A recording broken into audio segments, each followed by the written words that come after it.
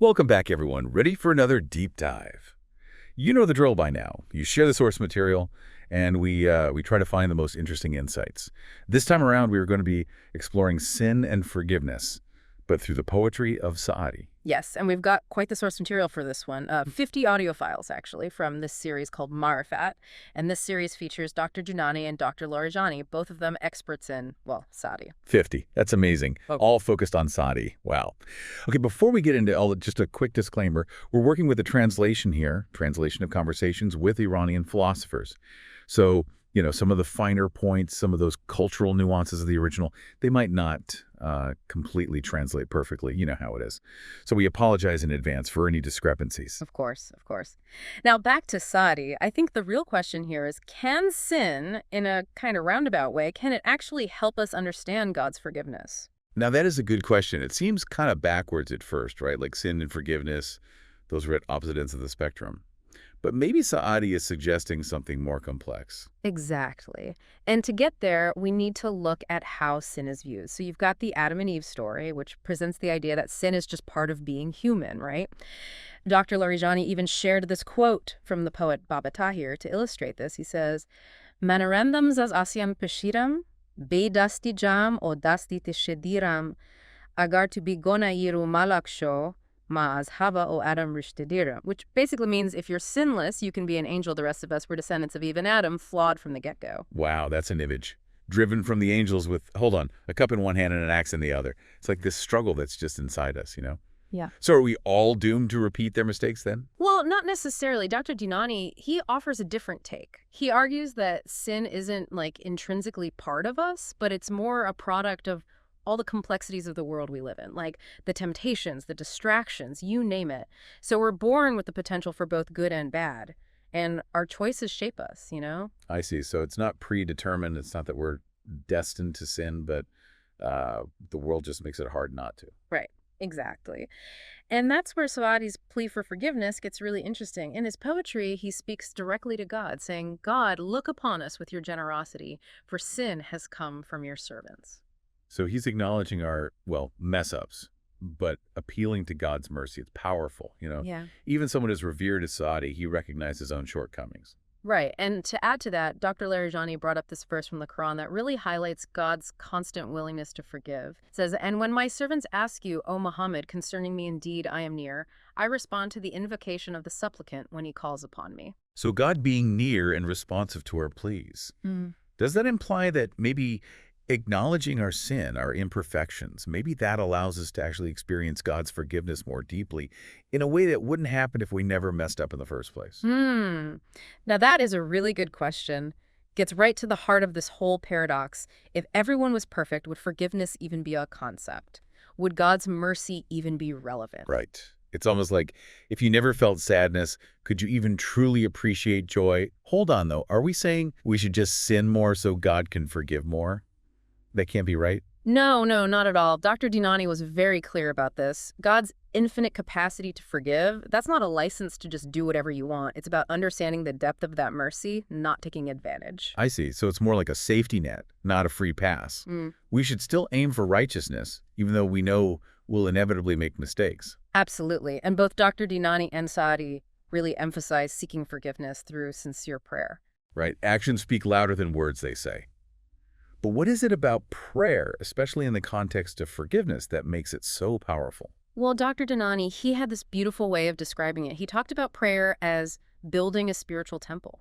He said, wherever you speak to God, that is your temple. So it's about cultivating that direct heart-to-heart connection, no matter where you are. So Saadi, when he's calling out to God in his poetry, God, by your divine essence, by your unparalleled attributes, is that him, in a sense, building that spiritual temple through that sincere dialogue? Exactly. It's about recognizing that need for something bigger than ourselves, something that can offer that guidance and forgiveness. But it's not just about words, Saadi, he stresses the importance of approaching God with a pure heart.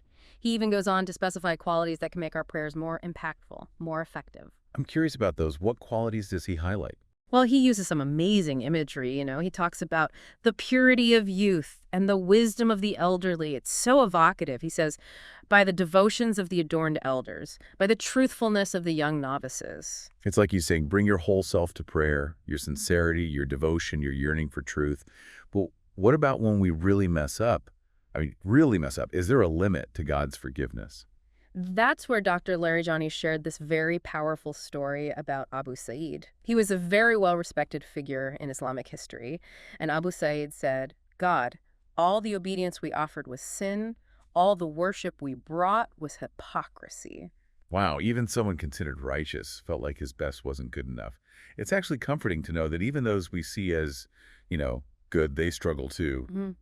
But if our best isn't even good enough, then what hope is there for the rest of us? It's almost disheartening. I understand that, really. It's a very human response, to feel that way. But remember, both Saadi and the Quran emphasize this. God's capacity to forgive, it's limitless, and that's where faith comes in. Not blind faith, but faith rooted in understanding. So recognizing our flaws, but not letting it discourage us from trying to do better. It's about knowing God's mercy is always there, no matter what. Precisely. And Dr. Dinani and Saadi, they're not saying to just give up on being good, They're encouraging us to be mindful, to check in with ourselves and ask, why am I doing this? Is this for God or for me? So it's about purifying our intentions, making sure our actions align with God's will. You got it. And that purification, it's an ongoing thing, not about achieving some perfect state of sinlessness, but constantly striving, repenting, seeking forgiveness. It's in that process of seeking that we get closer to God. So it's not the destination, it's the journey. Exactly.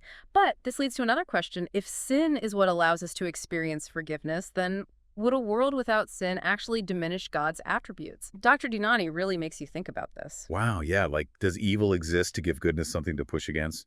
Does sin exist so God can forgive? Now, that's getting into some deep theological waters.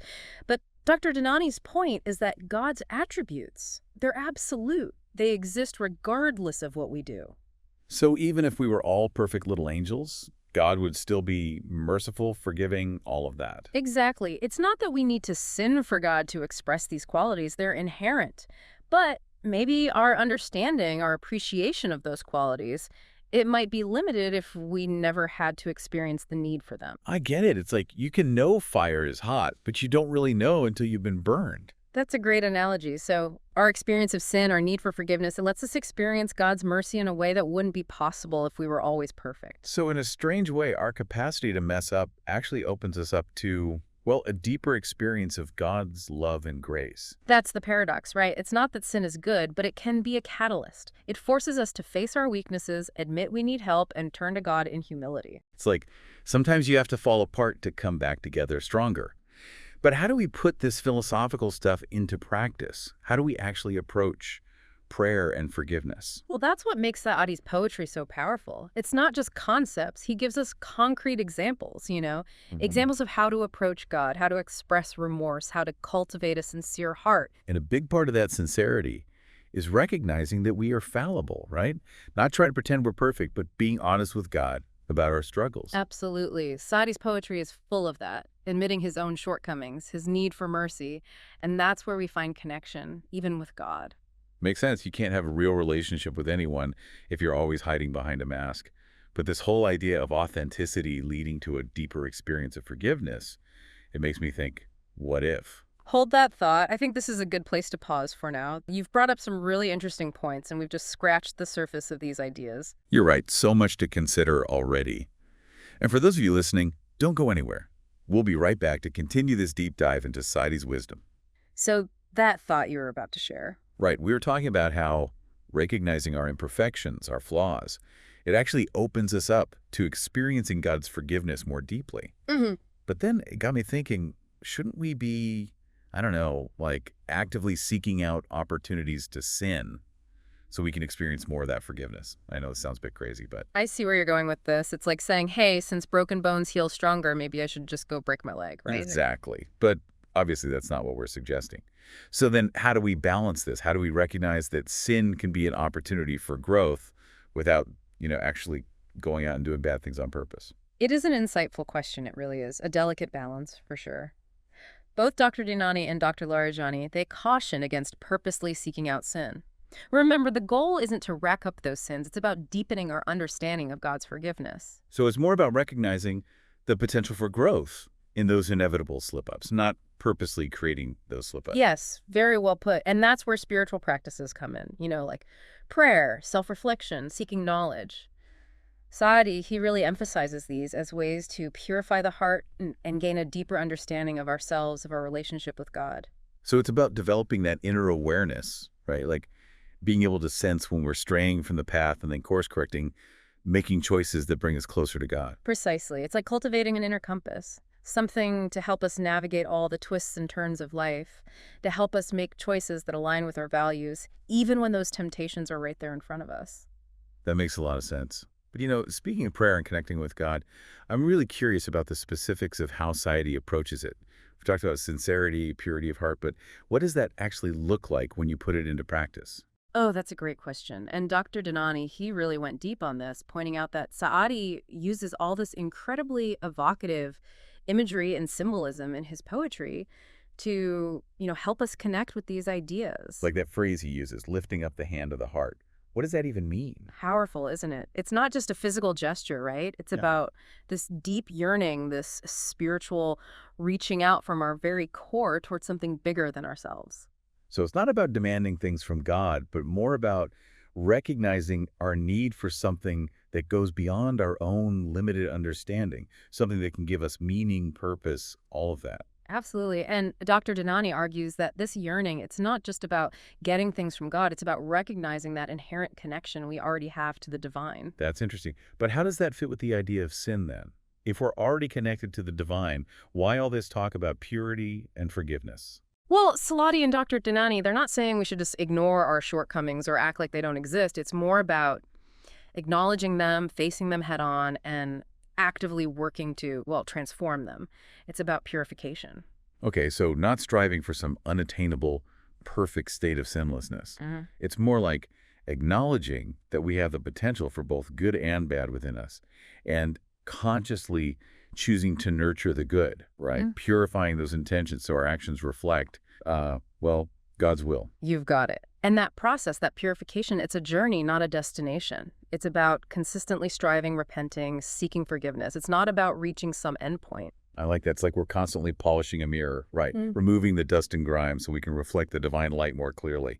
But what about those times when we really feel like we've messed up? I mean, those times when guilt and shame, they just feel overwhelming. How do we even find the courage to approach God in those moments? And that's where Saadi's message of hope is so powerful. It really is. He reminds us that God's mercy, it has no limits. No sin is too great to be forgiven. He even gives examples of how to express that remorse, how to genuinely seek God's forgiveness. And that's where the story of Abu Sa'id comes in, right? The one where he felt like even his best deeds, they were basically sins compared to God's perfection. Precisely. It's a reminder that we all fall short. Every single one of us, even those who are considered righteous. But it's also a reminder that even in our brokenness, God still loves us, accepts us. It's comforting, like that saying, there's a crack in everything. That's how the light gets in. It's like those flaws, those imperfections. They're not something to be ashamed of, but they're opportunities for God's grace to enter our lives more fully. It's like they become pathways to deeper connection. That is beautifully said. And Dr. Dinani, he points out that the month of Ramadan, it's particularly significant in this regard. He describes it as a time of intense spiritual purification and renewal. Right. And didn't he compare it to opening a hidden mouth? Like our spiritual capacity is expanded. We're not just abstaining from food and drink, but also from all those negative habits that are blocking us from connecting with God. Exactly. And that's why prayer is such a crucial part of Ramadan. It's a time to consciously nourish our souls, connect with that deeper part of ourselves and strengthen that commitment to living in accordance with our values. And Saadi's poetry gives us such rich, powerful language for prayer. It's a way to express those deepest desires, those aspirations, in a way that's both beautiful and meaningful. Oh, he really does. He uses these metaphors, these images that bypass our rational minds, and it allows us to connect with the divine on a much more intuitive level.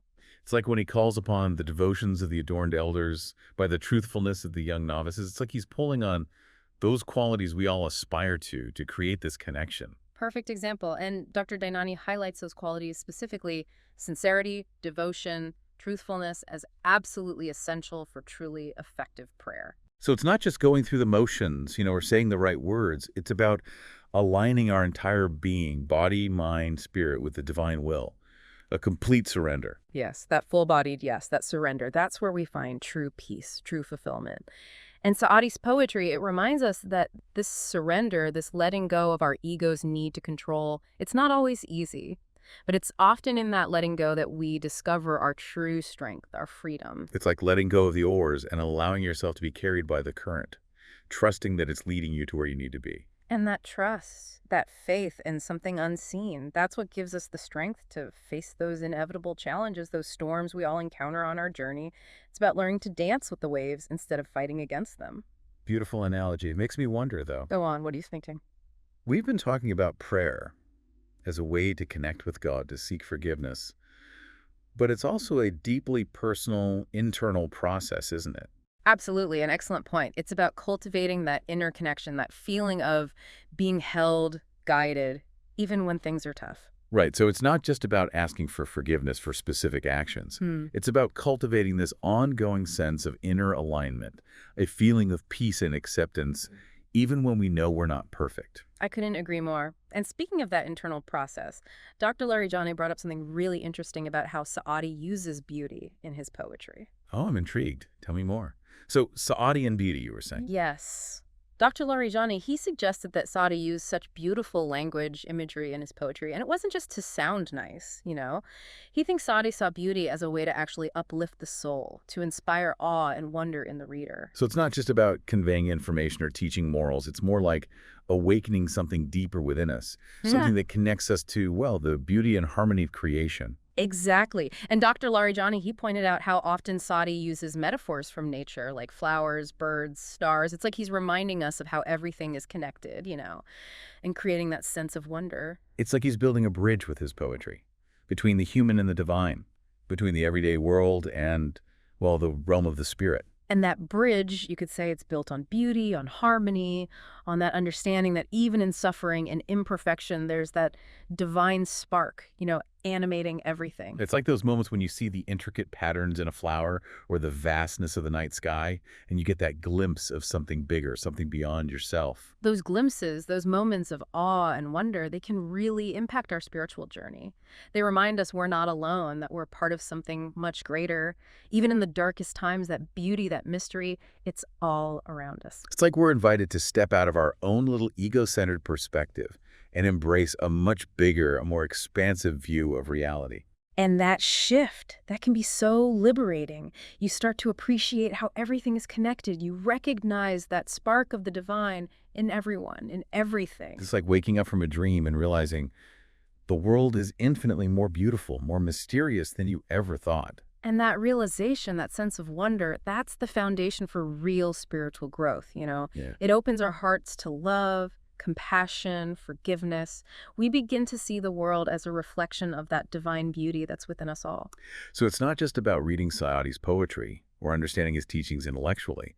It's about letting those words, those images really sink in, touch our hearts, and awaken something deep within us, something that inspires us to live differently. Beautifully put. It's about embodying those qualities Saadi keeps coming back to, sincerity, devotion, truthfulness, not just in prayer, but in everything we do. It's about bringing that awe, that wonder into our daily lives, seeing that divine spark in everyone we meet, and letting that awareness guide our actions, how we interact with the world. That's what makes Saadi's work so powerful.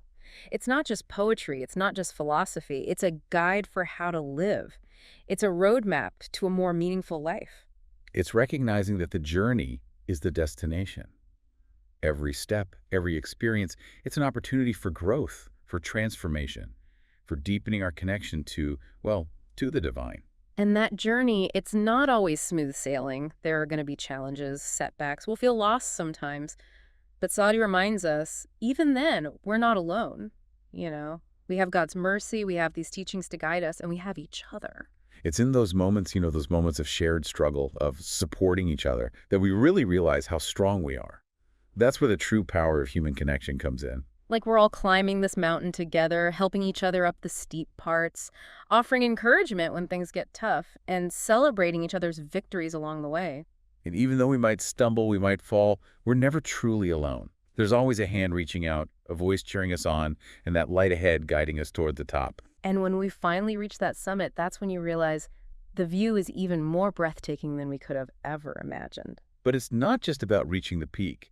It's about how we've changed along the way, the growth, those insights, that deepening connection to ourselves, to each other, to the divine source that sustains us. And that transformation, it shows up in how we live our lives, the choices we make, how we treat others, how we contribute to making the world a better place. It's about understanding that our capacity to sin, it's also our capacity for forgiveness.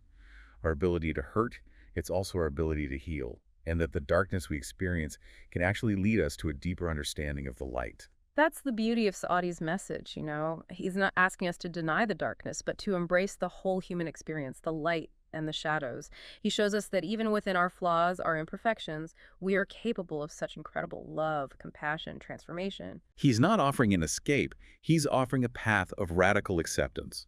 He shows us how to find peace, how to find fulfillment, not by avoiding life's difficulties, but by embracing them with open hearts, compassion, and courage. And that message, it's so relevant today, you know, with all the division, all the conflict in the world. It all starts with us, with each of us, recognizing that we're capable of both good and evil, sin and forgiveness. It begins by looking honestly at ourselves, at our hearts, acknowledging our shortcomings and making that conscious effort to live up to those ideals, to strive for something better. And remembering that we're not alone in this. We have these teachings, we have our communities, and we have the endless mercy of God to help us along the way. Saadi reminds us that path to God, it's paved with both stumbles and triumphs, darkness and light. And it's by embracing that entire journey, with all its complexities, all its paradoxes, that we discover the true meaning of forgiveness, the power of love to change us, and the boundless beauty that's inside each of us. It's been such a pleasure exploring these ideas with you. And to you, listening, thank you for joining us on this deep dive into Saadi's wisdom. May your own path be filled with wisdom, compassion, and forgiveness.